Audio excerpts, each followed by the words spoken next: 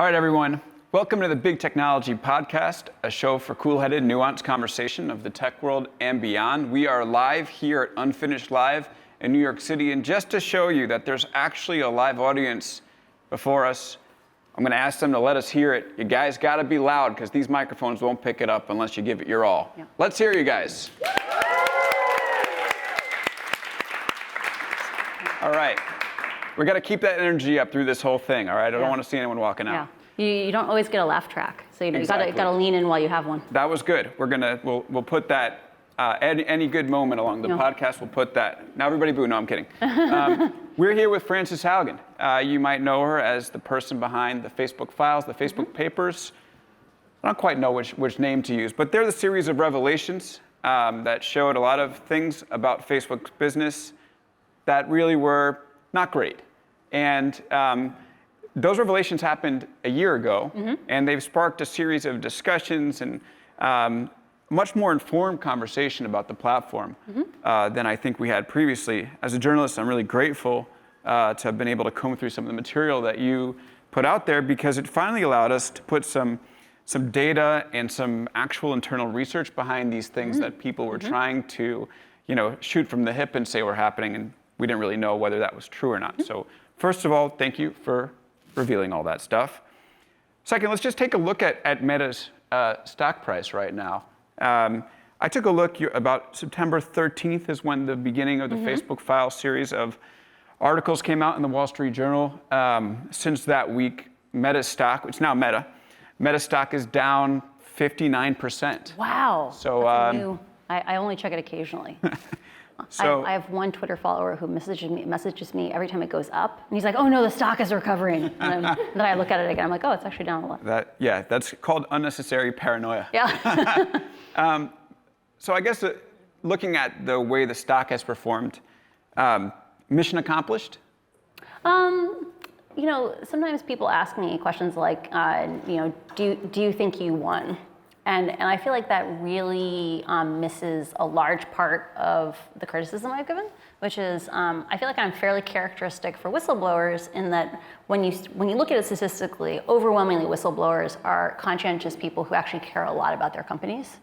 And I really believe that Facebook has problems, that the only way it can successfully solve them is by working on them collaboratively.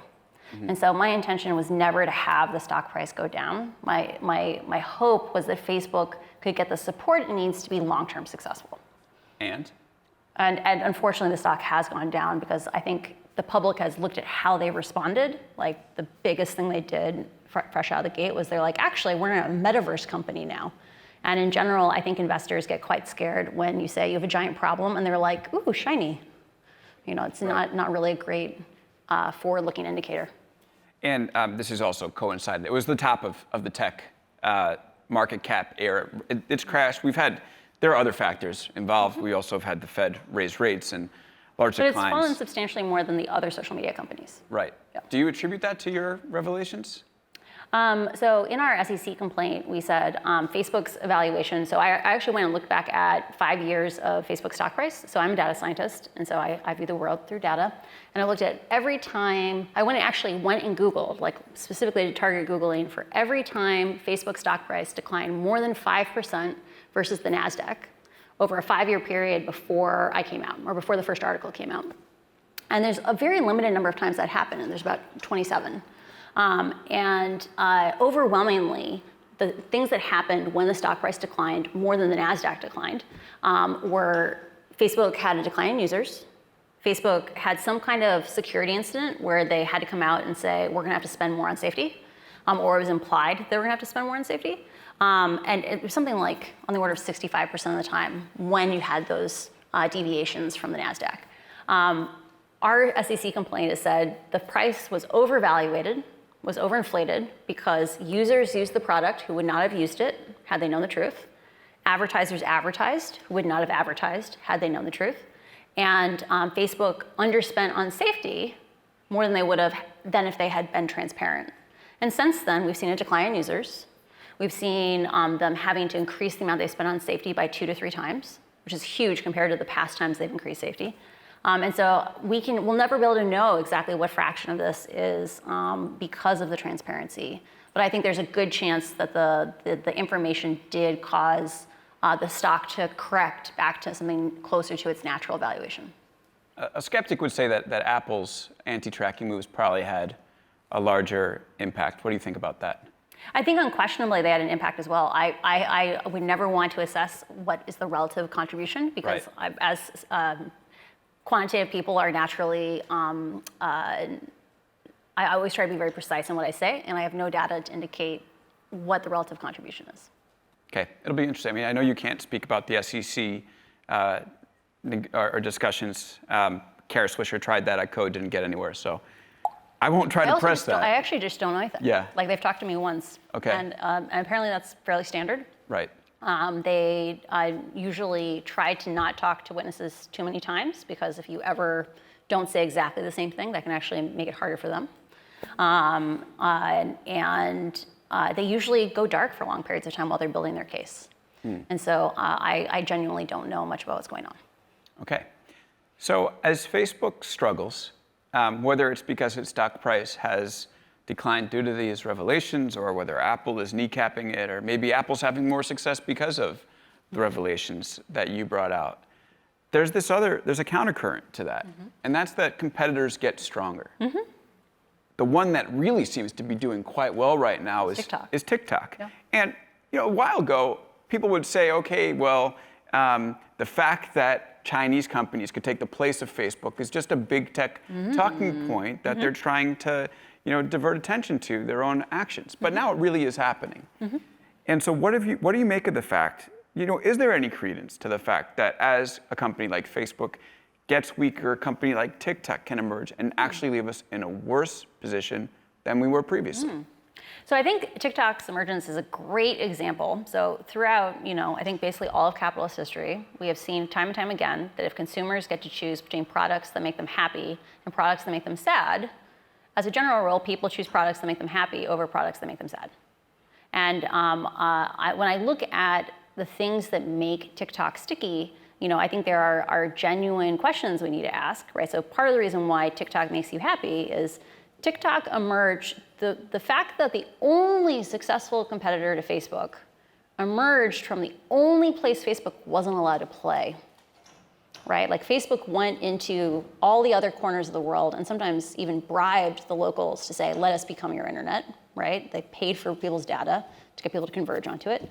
The fact that it emerged from China meant also the only competitor that could emerge was one that met Chinese goals.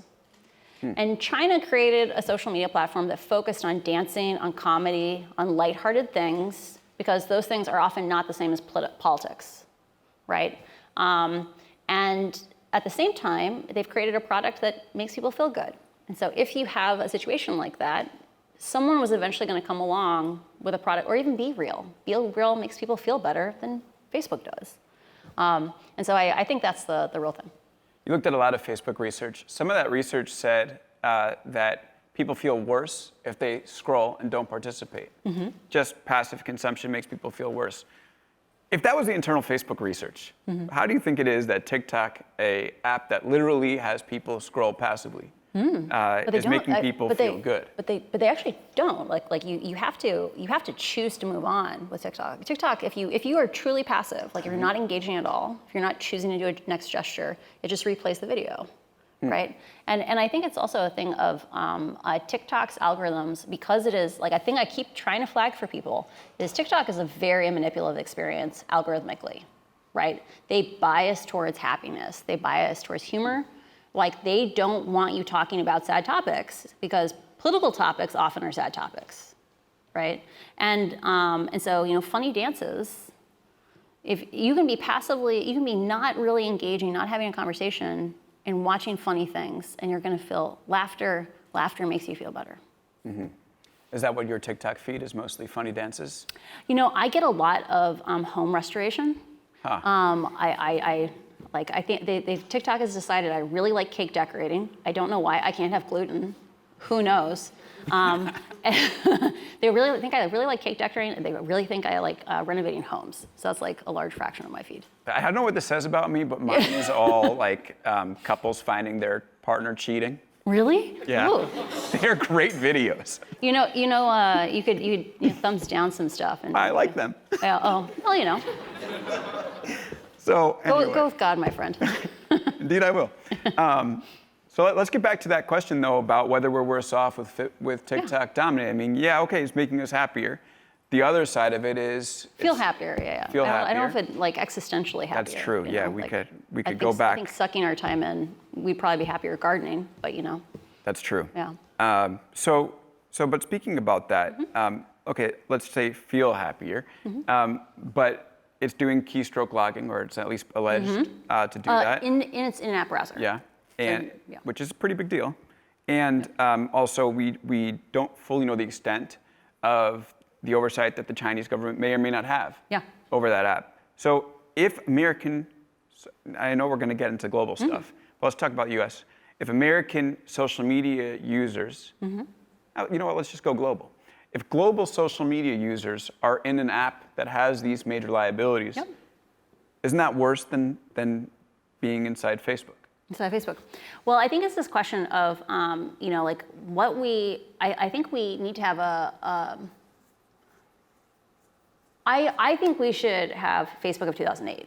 Like if we're going to do any kind of magical hypotheticals, social media that is about our family, our friends, our communities, connecting with people is better than anything where you have hypervirality. The things that are good about TikTok are TikTok acknowledges they have power. And Facebook really doesn't want to acknowledge they have power, right? They like to be like, oh no, we can't do anything. Like we have no ability to do anything. The secondary thing is, if we had to choose between, an app that has had 2 genocides. So we have 200,000 people dead in Myanmar. This is not my opinion. The UN has a multi-100-page report detailing what Facebook did that was negligent. If we see the same thing happen again in Ethiopia, with lots of warning. If we see this happen over and over again, I think there's this question of, at some point we have to decide, when do we have to hold Facebook responsible for being an app that seems to have a pattern of causing genocides? Because I have not seen any TikTok genocides yet. Well, not yet. Yeah, not yet.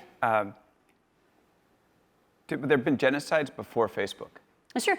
So do we now, in the age of Facebook, do we now put the blame for all genocides on Facebook, or? No, I think there's ways of acting responsibly in a space. So, for example, in 2020, in April of 2020, in preparation for the U.S. election, they held an internal working group. It's like 60 people. I was one of the people on it, who were tasked with coming up with, quote, soft interventions to prepare for the election.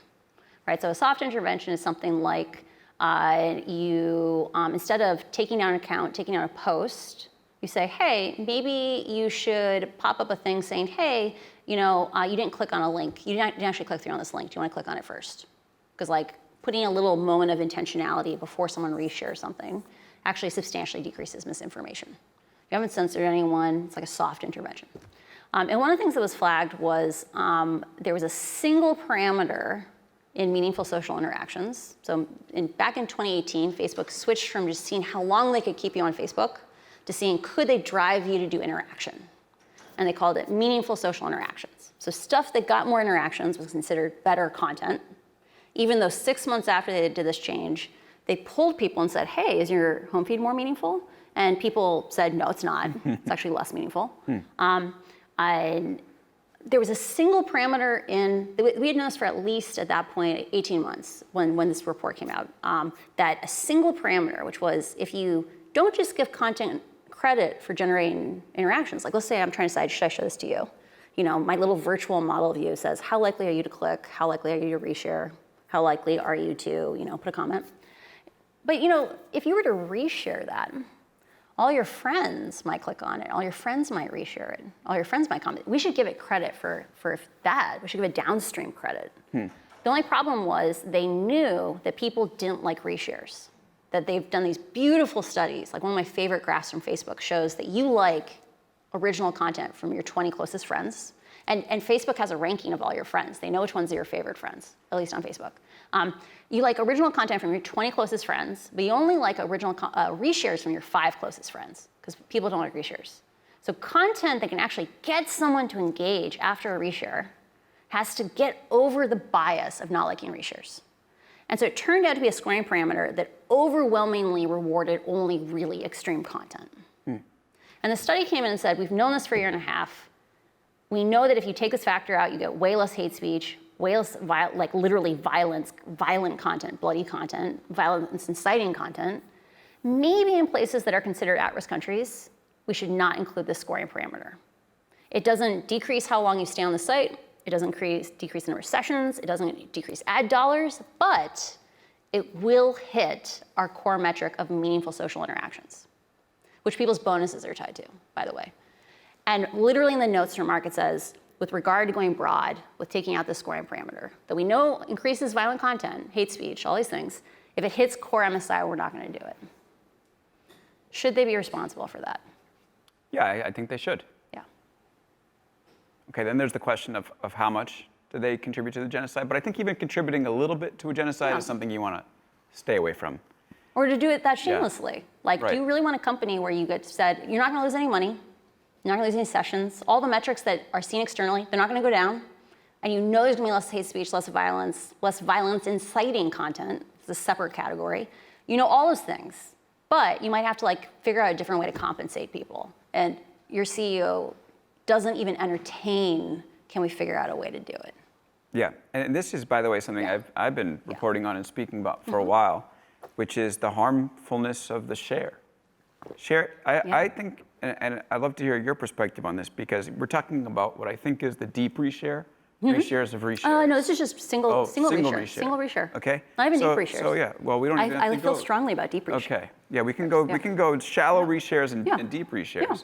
But I always felt that the ability to share something on impulse, that's news, never leads to good information distribution, because it takes people from being thoughtful, hey, I read this story, I think you should check it out, to seeing in your feed that your political opponent is a space alien Nazi child killer, eater, and being like, oh yeah. They're also a lizard person. Lizard person. Yeah. And you hit share. Yeah. And never, if you have to put this under your own identity and copy and paste that link, you're going to be much more reticent to do that than to, just hit the share button and have somebody else's, avatar show up in your friend's feed and be like, aha, I just did my part for the cause.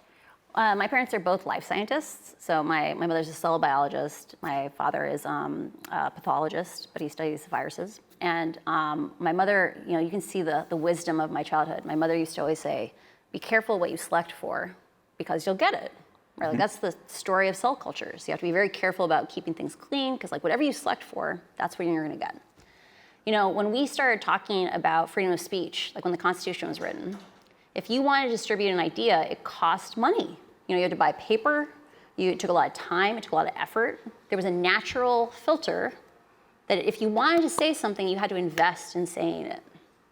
I think asking people to have a moment of intentionality, like a copy and a paste, is not a huge amount of cost, but it adds some cost. You see, you don't get unintentional sharing. Yeah, and every social network seems to know this. Clearly, Facebook knows this. The research that you shared showed it. Twitter knew it inherently. That's why before the 2020 election added the speed bump that you had to, do you want to quote tweet this tweet? Do you want to click the link before you reshare?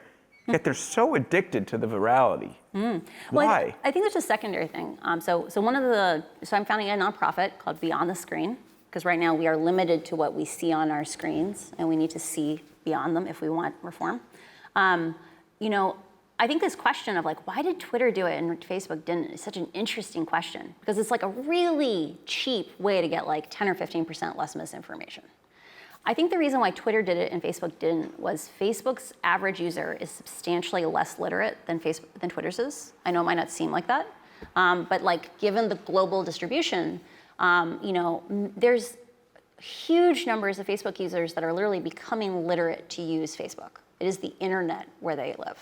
80 or 90% of all the content in the majority of languages in the world is only on Facebook.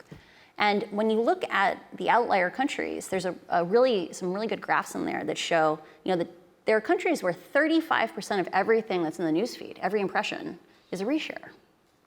And so when you have such a large fraction of your content is just reshares, any friction you add, any moment for pause or intentionality substantially decreases the content in the system, which decreases consumption. Yeah, it's a money thing. And by the way, if you pull the reshare back or put this speed bump that causes less resharing, you don't need to engage in these messy content moderation Exactly. issues That's my that whole get point. you accused of censorship. That's my whole point, yeah. That's been my point since my first Senate testimony, contrary to the conspiracy theories. I mean, it's so obvious. Yeah. Anyway. You spend a lot of time thinking about this, so it's obvious to you, but it's not necessarily, because we don't Right. study these things in school, it's not necessarily obvious to No, the it's person. good to be talking about it in public, inside the companies. Yeah. I mean, the person that built, and I'll get off my soapbox on this in a moment, but I'm enjoying it so much. okay, well, I'm going to keep going then. The person that built the retweet inside Twitter, I spoke with him, and he said, look, it's like I handed a machine gun to 4-year-olds. Wow. That's a line. Sort of like what it feels like. Anyway, I that's my hope is eventually, because of revelations like yours, and because of, I don't know, maybe conversations like this that have people inside the company listening, we start to revisit this. But we may end up having product evolution before we even need to get there. I mean, we were moving to these short form videos. And by the way, I'm curious what you make of this. We just had Brandon Silverman on the show, who was the founder of CrowdTangle, which is this great software tool that let you see what was moving inside Facebook, public links in particular. And he made a great point that Facebook actually is deprioritizing news within its newsfeed. And now we don't see as many news links. I'm curious what you think. Is that something to be applauded? So part of what frustrates me so much about that is the reason why they're deprioritizing news is because they're scared, right? Like they're getting all this criticism about things like ethnic violence, and they're kind of taking a card from TikTok where they're like, at TikTok, if you're not a funny dance, you're not humorous, if you don't you're not going to get distributed. And the thing that's so sad for me is it really illustrates, you can either choose to design for human scale, human modeled communities, right? So I always say, is it a dinner party? Is it a cocktail party? Is it a church parish? Is it a conference? Is it a university? We have models on how people can exchange ideas. They've lasted for thousands of years. Or you end up with AI censorship. And the problem is, if you must insist on content moderation, I think you should have to be transparent about it.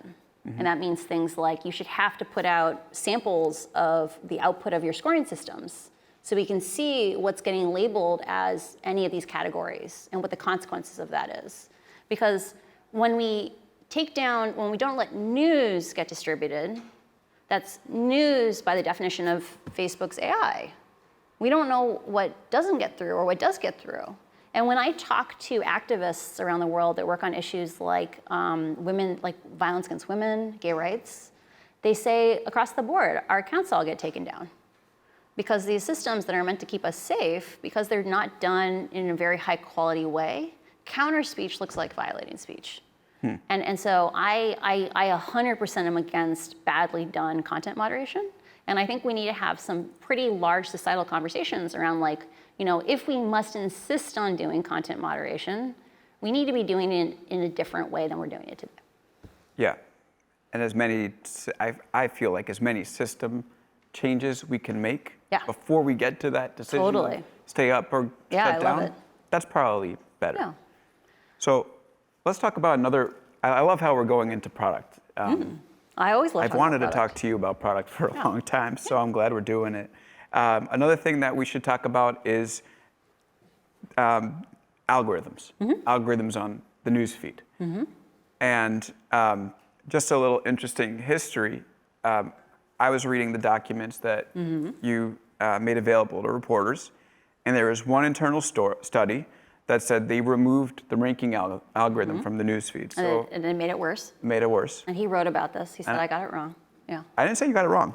Yeah. Did I say you got it wrong? You said that she didn't see this document, or she didn't like blah, blah, blah. I don't think I said that, but I could be wrong. Okay. Anyway, Okay. we're here to heal. Yeah, we're here to heal. Good. I'm all about truth and reconciliation, so I'm down. Well, I appreciate you sitting down with me. And I think that at the time I heard from you saying that, like, look, you're not looking at this Holistically. Yeah. You didn't say I was wrong, just you said, hey, there's some context you might want to take a look at. And just so set the story straight, it was a study about what happens when you put the ranking algorithm on the feed, which means that Facebook's algorithm is making a decision of what you see first, as opposed to the algorithm showing you what's happening in a reverse chronological order, and just showing you the most recent first. Let's make that a little more concrete for people who there's a lot of big words in there. So when we open our email, the thing that we see first is our most recent email, unless we have some kind of fancy AI email inbox. We could have a social network where we got content from things we chose to get, and it showed up in reverse time ordering, just like our email. Or I say I have a time ordering for email, but same kind of thing. Like there's different ways we could be doing this. And one of the things that's true, there's a document in the disclosures that say, hey, we tried getting rid of the ranking, like the algorithmic ranking, where we try to decide what's going to be better for you. And guess what? We see more bad things. We see more violating content. We see more hate speech. And I think one of the most important things for people to understand is that back in 2008, when we had chronological ranking, you saw things in the order they came in. It was kind of like your inbox, or a reverse of your inbox. So when you knew you run out of new things to see, we had no big groups, right? There were no million-person groups on Facebook. Facebook had not been pushing you for years into groups that you may not have been that interested in, or those groups were intentionally selected because they were groups that got a lot of interactions. For context, like in 2016, they found out that 65% of people who joined neo-Nazi groups in Germany, where they are illegal, like you can't have a neo-Nazi Facebook group in Germany, joined them because Facebook suggested that group to people. Over time, though, Facebook needs you to stay on the platform for longer and longer, and your friends and family let them down. They didn't make enough content for you to get longer and longer sessions, so you could click on more and more ads. We cannot have million-person groups that are basically just like fire hoses without having algorithms, because that group makes 1,000 posts a day, and you flood your feed. And what the article found was that if you get rid of the algorithmic ranking, their feeds get flooded by these high-frequency groups. You no longer see your friends and family. And so you can't really think about just the idea of taking the current product that has all of these baked-in assumptions and just removing the algorithm. You have to really design for safety holistically. And so your point is that if we were to go to the most recent first, as opposed to the algorithmically selected stories, that the company would have to redesign its product. It wouldn't you wouldn't run that experiment on the current product. Exactly. You would rebuild the product, which I found interesting. Yeah. And You'd have I think that's good context. You'd have groups that were like Discord servers. So you can have a Discord server that has 100,000 people in it, and when the conversation gets too loud, you break off into little subgroups. You can imagine a world where maybe your group's content never got inserted into your feed. You had to navigate to your group. So you can still have your cancer support group. You just wouldn't have it insert all the content into your feed. And you're not worried that the feed would be overrun by spammers who just post every 5 minutes and try to get stuff in front of people? So I like to call my favorite ranking. No one else calls it this, but I got to brand it because I made it up. I call it chronological plus. Okay. So in computer science, the way you add one if you don't want to write like n plus, or n equals n plus 1 is used to do n plus plus, imagine if you had a little bit of demotion by frequency. So it's largely chronological, but if you send 20 posts in a day, each progressive thing demotes you down a little bit. So it's loosely chronological. And I think the better way to describe what I would want is describable ranking, right? That right now we have unintelligible ranking. We have a black box neural network, and we don't know what the model really is optimizing for. You could imagine having publishable algorithm where you said it's basically time-based. We try to stay as close to time-based as possible. But if you post 5 times a day, if you post 3 times a day, we might move you down a little bit. You'll be less likely to get seen. And that's the description. But there are people who are saying we should remove protections from these platforms that use ranking algorithms to show feed, to show you content. And even using what did you call it? Reverse chronological plus plus? I just said chronological plus plus. Yeah. You are ranking in some way. But I'm doing it in an intelligible way, a way that we can have a conversation on it. That we can. Because right now we never get to have a conversation on how it's prioritized. Yeah, I understand. Yeah. And then, but because that's still going to be ranking, it would still fall under these companies can be liable. But my complaint on the current way we rank is right now we have these ranking algorithms that are optimized for business objectives. And you could imagine a world where you said it's going to be chronological, or it's chronological, or you have to give us a defendable reason why it improves safety. Right? You can't tell us you made more money on it. Like that's why you did it. You have to show us a thing and show us what was the safety objective, and you have to do it publicly and show us consequences so we can have a conversation on it. That's a very different world than one where one of the problems that's outlined in the documents is that safety teams would work for months and months and months to figure out a way to make the product safer but not hurt ads. And because the model was unintelligible, people are just throwing new factors at the model, and it would often undo changes that had been made because you could represent the thing that had been pulled from the model or the fix that had been done by munching together 4 or 5 other features because people just didn't understand how they interacted. Yeah, and I like this proposal. Yeah. So, but does that then mean companies should still not be held liable? What do you think about this mean? Because this whole idea of go completely pure reverse chron, without any filtering at all, even explained or not, and otherwise you're liable for what you suggest. Can I give another counter offer? Yeah, let's hear it. So let's imagine instead of demoting people who post too frequently, imagine if you posted more than 3 times a day, or maybe even twice a day, your post got collapsed down to a single line that said, Frances Haugen posted 2 times already today, do you want to read the post? Okay. I like that. Because then it's a little shame. We're still doing chronological, but you're hey, you kind of talk a lot. Have you ever thought about listening a little? I was trying really hard to have you say that this making platforms liable for going pure reverse chron is an unworkable idea, but we got pretty close. I think the way we should talk about liability is the way we talk about it with cars. Okay. Right, where it's this question around people should have to demonstrate that they are actively pushing towards safety. And if you have 100 chances at bat, and when we look at, one of the things I've suggested is right now, every time they run an experiment, there are these dashboards. And the dashboards have hundreds of metrics that can be sliced in a ton of different ways. Imagine if they had to publish the dashboards. They don't have to tell us what the experiment is. They don't have to give up the IP. They don't have to tell us about their magic secret sauce, but they have to show us every single time they run an experiment and release the data so that we can analyze whether or not there's a trend where, consistently they had chances to make us safer and they chose not to do them. And they had a whole bunch of chances that made it more dangerous for us, but it made them more money and they shipped those. Show us what experiments you run and show us what you ship or don't ship. And if we see a pattern of behavior, we should hold you responsible for those consequences. I think that's much better. I'm all on team transparency. Yeah. And for context, I appreciate you unpacking this. I will link this podcast underneath that story. Oh, thank you. So whenever someone reads it, they'll get the broader discussion. You can even do it at the top of the article so they'll actually see it. Consider it done.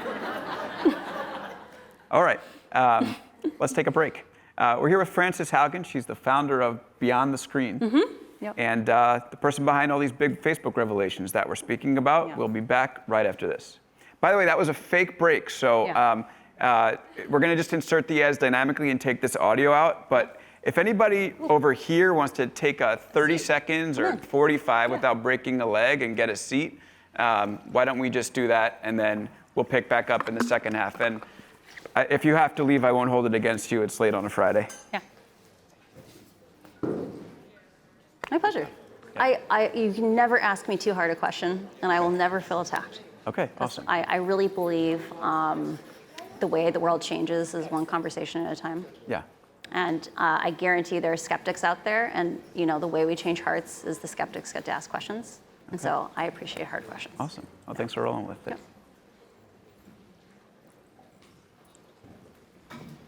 All right, everyone. It's okay if there's a little background noise. I'll just keep going, but don't feel bad about making your way out. You don't change the world by converting your fans. You change the world by converting your skeptics. Yeah, I hear you.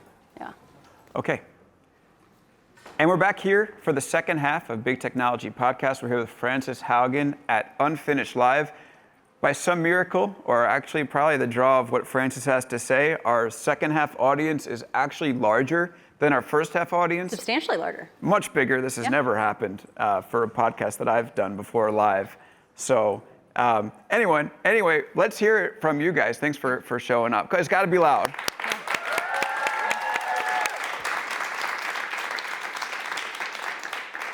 Thanks everyone for being here. All right, let's get into the second half.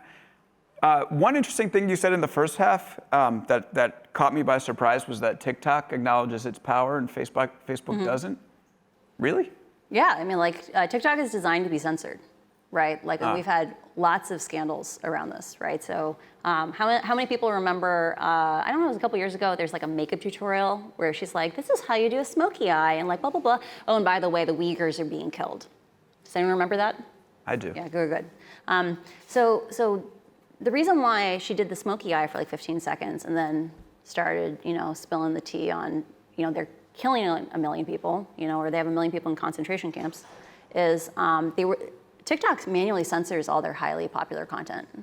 And, I don't agree with any system where they take down lots of content and they don't tell us why or how, or they don't show us the biases in what they take down or don't take down. I highly don't support that. But they acknowledge the idea that social media has power and that social media has social implications. And I think the fact they've publicly talked about the idea that they watch for people who fall into rabbit holes and they try to pull them away from those. Do they actually or not? I don't know. They're not transparent either. But they understand the idea that they have an impact in society. And so are they rooting for our team? I don't know. But acknowledging power, I think, is better than pretending, the world is flat and, everyone's the same and you're just a mirror and everything bad has always been bad and now you can see it and that's why you're mad. Would you rather have a platform acknowledge power, but actually work to do things that undermine our society, or one that doesn't acknowledge its power but undermines our society? Is trying? I don't know. I would be highly hesitant to say that Facebook is trying, right? Facebook, if Facebook earnestly was trying, when they got asked, please share the research with us that you have internally on whether or not kids are killing themselves because of your product, they would not have given back a 3-page letter saying, what research? Yeah, they would have given over their research. They lied to the oversight board also. Yeah. Blatantly lied.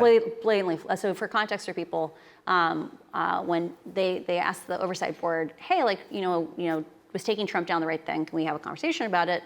The oversight board came back with 15 or 16 questions, and they were on a variety of things. And Facebook wrote back with answers. And one of them was they asked hey, this cross-check program, this idea that VIPs get a special pass, you say you treat everyone the same, but then you also say the reason why Trump hasn't gotten touched is because he's in cross-check. Can you give us some more context on that?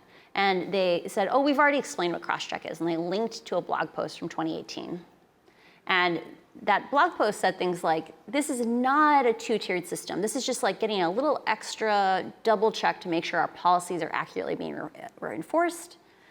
And in reality, because they weren't willing to spend a very small amount of budget, they didn't actually put that second check-in for most safety systems. So for most safety systems, people got whitelisted. So if you were in cross-check, those safety systems no longer applied to you. And even for the ones where it did apply, because they were willing to allocate so little budget to this VIP program, it would take 3 days before a human would look at your content. And so people would get about 75% of all the distribution they would have gotten anyhow because of that underfunding. Okay. What do you think of the oversight board? I mean, the meme about the oversight board among Facebook critics is that it's a public relations stunt that's a shield that will make it look like Facebook actually cares what the public has to say, but it doesn't. Do you subscribe to that? I find the name deeply, deeply, deeply manipulative. So if we were to ask, like, what does the Facebook Oversight Board do?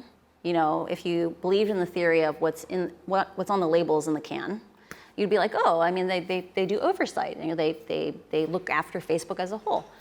It really should be called the Content Moderation Appeals Board, because that is the entire scope of what they can do. They can't ask about the performance of the content moderation systems. They can't even ask, like, what language are the content moderation systems in. They can't ask about how systemic or, like, are there other examples of the ones that get appealed to them. They can't do anything. They can't ask about the algorithms in general. And so my heart really goes out to the Oversight Board, because it is full of a number of very conscientious people who I think genuinely try very hard. But because they are so limited by what Facebook allows them to do, they get put in a very hard position. Mm-hmm. What do you think about the Metaverse? The Metaverse. So the Metaverse will make certain problems easier and some problems harder, right? So on the side of reducing risk, we talked about before, your friends and your family are not the problem on Facebook. Hyper-virality, million-person groups, 5 million-person groups. In a lot of African countries, the single largest news source in the country, or maybe the only really mass news source, will be like a 5 million-person Facebook group. That's the problem with misinformation, that we have a selective megaphone where 1,000 posts come in, but only 2 get delivered to you, and they're the most extreme 2, right? That's the problem. In the Metaverse, it's much more about one-on-one interactions or small group interactions. And so you're going to see probably less things like misinformation problems. The big problems with the Metaverse are things like, studies out of China have shown it's more addictive or more habit-forming, like substantially more so than phones, because it's immersive. I think there's going to be a bunch of psychological things that we're going to be unpacking over the next few years. Things like you have a socially isolated child who, maybe they are of a lower socioeconomic tier. They can't afford after-school activities. Maybe they have a single parent. They don't really like their life. And they come home and they put on their headset and they have a way cooler apartment. Their friends are more beautiful, have cooler clothes. They do these fun things. But at the end of the night, they take their headset off and they look in the mirror and they don't like the person they see. Right? The idea that the only person you liked being was a virtual avatar, I think is just, it's heartbreaking to me. And I worry that the Metaverse is going to become this stopgap for us, where we say, instead of like making sure our old people, our elders are like integrated into our communities and have adequate resources, we can like plug them into the Metaverse and leave them alone. Or instead of building community centers and after school activities, we can leave our kids to go into there. And so I worry a lot about these kind of systemic problems. And we know that they haven't invested in safety again. So when it comes to things like hate speech, we're creating these spaces where, if you can hear 40 people speak, but you can't, pause the tape and roll back 2 minutes and realize the person who's been shouting racial epithets at you is that one. You basically can silence the ability of minorities or women to be in these spaces because they just get yelled at and they get pushed out. And so I think there should be upfront investment in safety and shared systems across the games, because it is very clear that the reason why Facebook wants to go to the Metaverse is they want, when someone comes to them and complains about getting groped or complains about getting harassed, that they can say, I'm so sorry, that's really tragic, but we didn't write that out. We just made the hardware. So sounds like you think the Metaverse is going to happen, because that's still an open question. I am a follower of Moore's Law, so I think the headsets are going to get cheaper. I think they're going to get faster. They're going to get lighter. They're going to get higher resolution. I have trouble imagining that 10 years from now we won't spend more time than we currently do in the Metaverse. Mm-hmm. Do I think Mark's vision of spending 12 hours a day in the Metaverse will come true? No. I think Mark does that. Mark thinks that because Mark lives that. But not all of us have to avoid cafes because people glare at us when we walk in. So we have different incentives. Another reason why Facebook wants to go to the Metaverse, okay, maybe there's we don't need to be responsible, but the real reason is that they are an app on Apple's phone, an app on Google's phone. They want to own the phone. They want the operating system. Yeah. No doubt about that. An interesting thing has happened where Apple has asked its users if they want to cut off Facebook's ability to track them off the app, and people have overwhelmingly said yes. Yep. Now, an interesting thing has happened after that, where Apple is in the middle of doubling its ad sales team, or its advertising team, not sales, the team that builds ad products there. I got to ask you about this. If the business model drives the problems that we're seeing, and Apple is kneecapping Facebook's business and in some ways emulating it, don't they put themselves at risk of falling into some of the same problems that we see Facebook facing today? That is such a great question. I do think that they are playing with fire. Like, I think it's always hard when you have an economic incentive that is not. So right now, Apple's economic incentive is safety, right? They make their money selling you devices. So if you get more privacy, and having more privacy makes you want to buy their phone more, they can make more from your phone. I think they're mixing their incentives, and I have not sat down and like fully war gamed out that, but so I would want to be cautious to speak with too much confidence, but I can totally imagine that might become a problem in the future. I think it's a major problem for Yeah. them, and we're just scratching the surface there. Yeah, it's definitely worth talking about. Yeah. Yeah. Let's talk a little bit about your nonprofit. I want to ask this question beforehand. I read this interesting quote from you that said, like, your greatest hope is that you're not relevant. I won't be needed anymore. Not needed anymore. Yeah. But at the same time, you're working on a book. You signed with CAA, which is a big Hollywood agency. So how do you square your hope and the action? Well, right now, I don't see very many people who are on the stage who are proposing and pushing for things like, let's solve the product, not the content. At the same time, I'm someone who's almost died, right? Like, I spent 2 months in the hospital when I was 29. I am fully sensitive to the idea that like life is fleeting and precious, and the way we solve real problems in ways that have the highest chances of working is you cannot be reliant on individuals, right? We have a hit by the bus problem right now. Like, we should be wary of like Facebook employees driving buses around New York, right? Like, you can imagine nothing that would be more convenient for them. We need 100,000 people who can speak as detailedly about the choices we have with regard to social media as I can, right? A world where there's only one person talking this way is not a safe world. And I think I had a lot of people pushing me really hard when I first came out to be like, give us the 5-point plan. How do we fix Facebook? And I have said repeatedly, any world where I am the solution is just as autocratic as the world we live in right now with Facebook. And I really believe that the process of democracy is about having a lot of different people with different interests and different stakeholder groups having to hash out something that they're willing to feel comfortable with together. And right now, the people who get to sit at that table are a very, very small number of people. Like, there are hundreds of people in the world right now who understand these systems at the level of detail that I do, right? The interaction between the algorithms and the product features and how all these things feed back on each other, how they differentially impact different kinds of people and when. And that is terrifying to me. And so we need a world where there is not, and we need to think about a continuum of expertise. Like, we need right now, it's not just that the only security people get trained inside the companies, right? It's as if SpaceX was dependent on training its aeronautical engineers in-house. If SpaceX was training its aeronautical engineers in-house, we would not be going to Mars, period. The reason why Twitter can't afford safety people is because there's so few of them, and Twitter can't pay high enough. All of us are endangered by the fact that we are reliant on these companies to train the experts. But if we look on the policy side, it gets even more scary. Because just like those security people are trained in-house, the only place where you become fluent in these policy issues around social media is like working on these issues on the Hill. And you're a legislative aide, your congressperson really cares about it, you start learning more about it, you get more fluent, and as soon as you start to be a little effective, you get poached off by Facebook. You get poached off by Twitter, you get poached off by another tech company.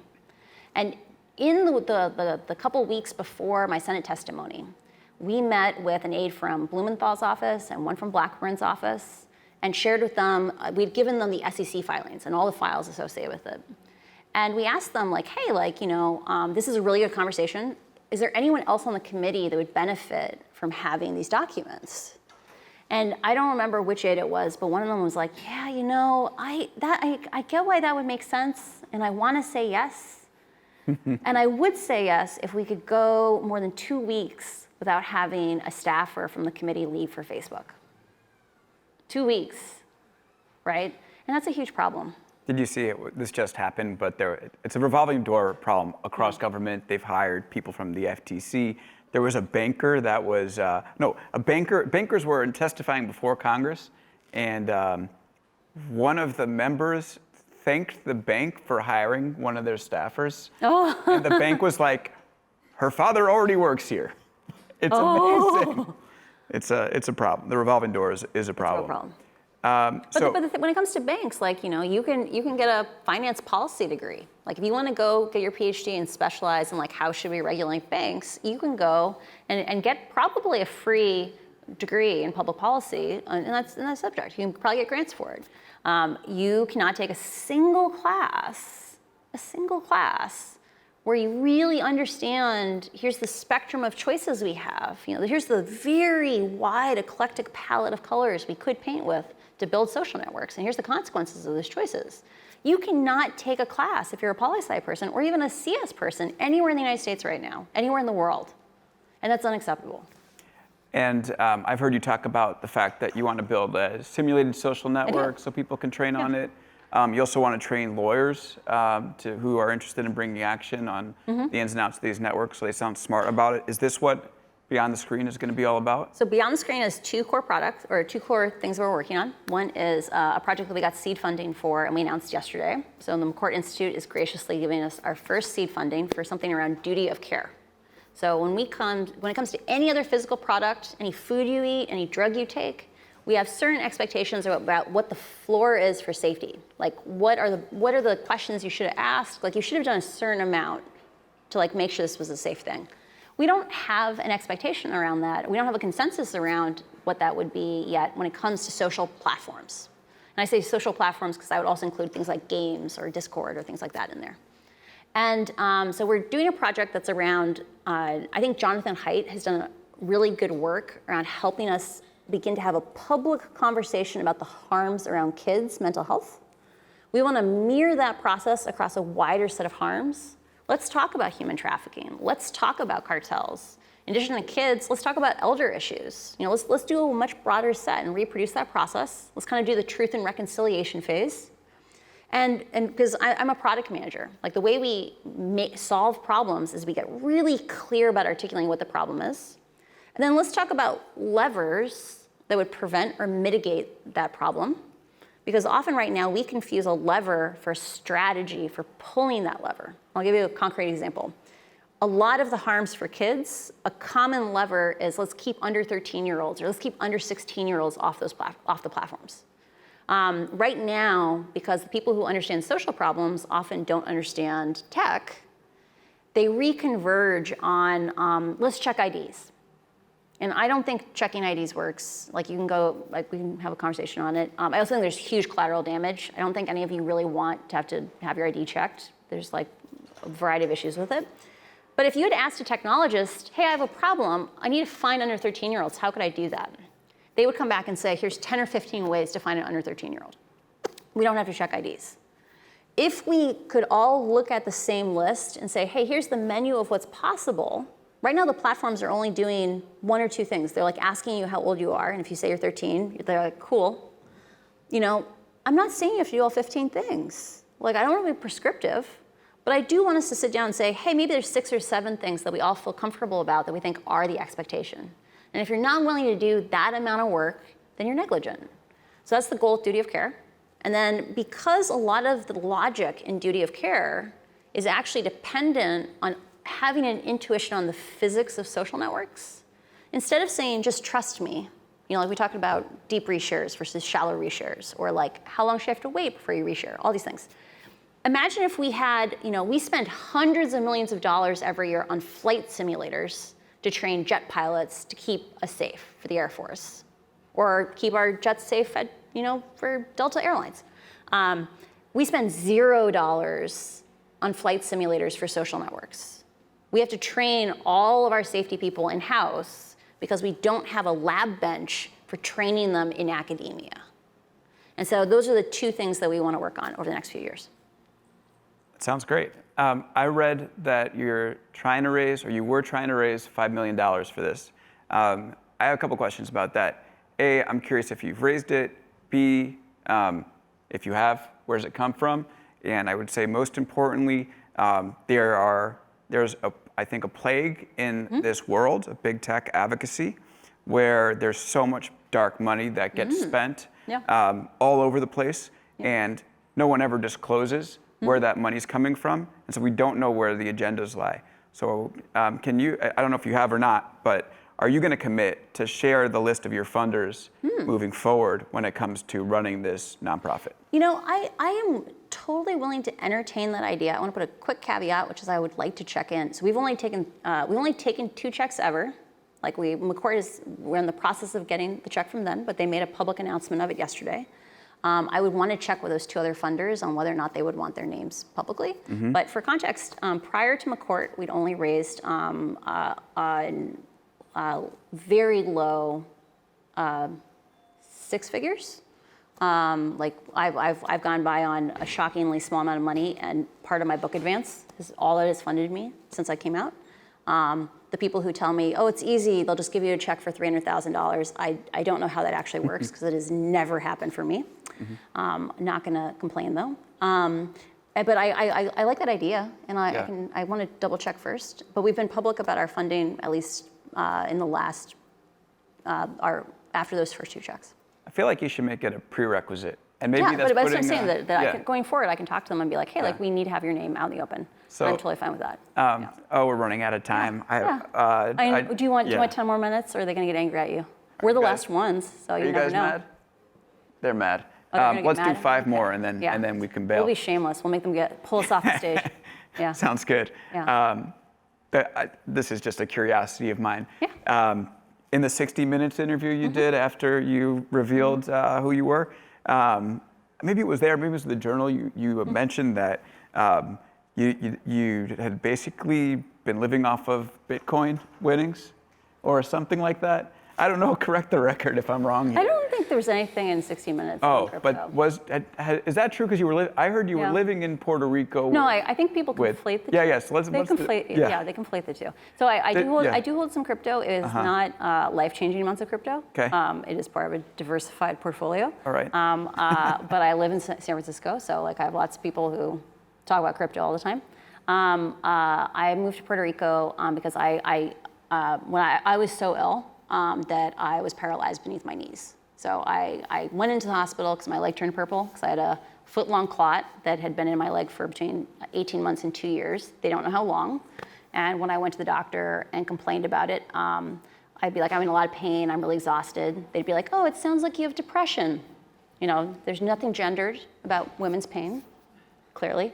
But it turned out that I was also starving to death. So I had celiacs, and I was, even though I had gained weight, I was so malnourished, my protein synthesis had stopped. So I showed up in the hospital, and for context, my father-in-law died last week, and he had been suffering from cancer for a long time, maybe 7 months. And he went through a period of time where he didn't really eat anything for 4 months. He ate very, very, very little, and he lost 75 pounds or something insane. And my father was reassuring me as he was looking through his lab results. He's like, these look real bad, but to be fair, your numbers looked worse. So I was really malnourished, and I got paralyzed beneath my knees because my nerves died. And I'm much better now. I can walk on my toes. I hike for hours, but I have constant pain. I have constant, very severe pain to the point where, in addition to my neuropathy drugs, I have to numb my feet, like that level of pain. Because I can't take more because my heart beats too slow, for context. And I was really unhappy in San Francisco during COVID because if you've ever been, you know how balmy and warm San Francisco is. I used to live there. Yeah, yeah. And the buildings aren't insulated, so like I couldn't even keep my inside warm. And I was really unhappy, and a bunch of people were like, we're all gonna move to Puerto Rico. And I was like, well, we have to only socialize outdoors because it's COVID. You know, I have nothing to lose. And I went down there for like a 3-week vacation, and I was like, wow, I've been complaining about being cold for years. Why did I live in San Francisco? It's just been a game changer. I actually credit Puerto Rico with my ability to have been as successful as I was with the Whistleblower, because I had so much more energy after I moved there. Right, I was able to lower my pain meds a bunch, and it made it. It gave me many more hours a day where I was effective. Okay, so we get to the bottom of the crypto narrative. We're out of time. Do you have like 60 seconds? Is there anything you're optimistic about? Oh, sure. Can I do my soapbox now? Yeah, but they're going to make us rap. But That's yeah, fine. definitely. That's fine. Soapbox away. I'll hold the floor. Okay. Okay. So we talked about some heavy stuff today, right? So like genocide, like, you know, business incentives that are dystopian, kill democracy, whatever. The reality is, every single time we have invented a new communication technology, it has been really, really disruptive. Like, people like to say the printing press was disruptive. The printing press was not disruptive because no one could read, right? It's like 60 years between the invention of the printing press and the printing press causing harm. The real thing that caused harm was Martin Luther was like, the Catholic Church has been lying to you. You're not going to hell. Just go be nice to people, love each other. Let's teach everyone to read so they can read the New Testament too. And it turned out when you taught people to read, it went from being 3% literate in Germany to being 30% literate in 20 years. And people started publishing pamphlets on things like, you know, how do you know if your neighbor's a witch? You know, I hate to tell you, you might have to burn them. It's gonna be hard, but you can do it. We invented cheap printing presses. Those are newspapers. And we literally had wars over misinformation.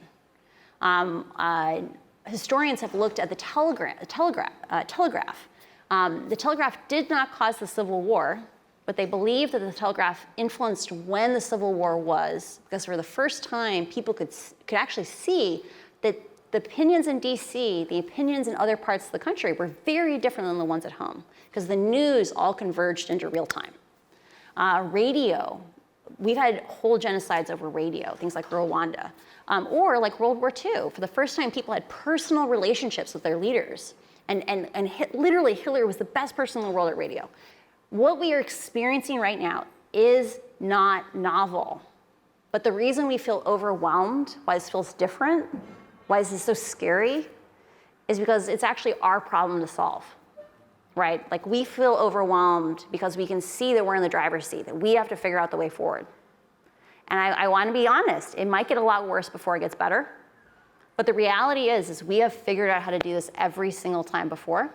And I have 100% confidence that if we do bring 100,000, if we bring 1 million more people to the table, we are going to figure out a path forward where we get to live with social media, where we get to feel good about it, and it's good for us.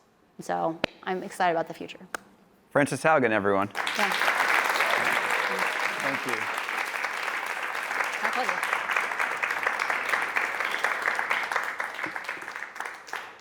Thank you, Frances, for the chat. Thank you. What an amazing audience. You guys are amazing.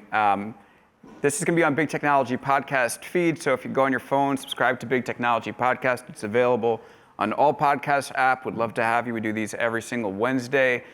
We've interviewed Frances's lawyer, Lawrence Lessig. Oh, Lawrence Lessig, yeah, he's wonderful. And a bunch of other people that agree and disagree with her. So thanks again. Thank you to Unfinished Live for having me here, having this conversation with Frances. It's been awesome. And well, we hope to see you again on the internet.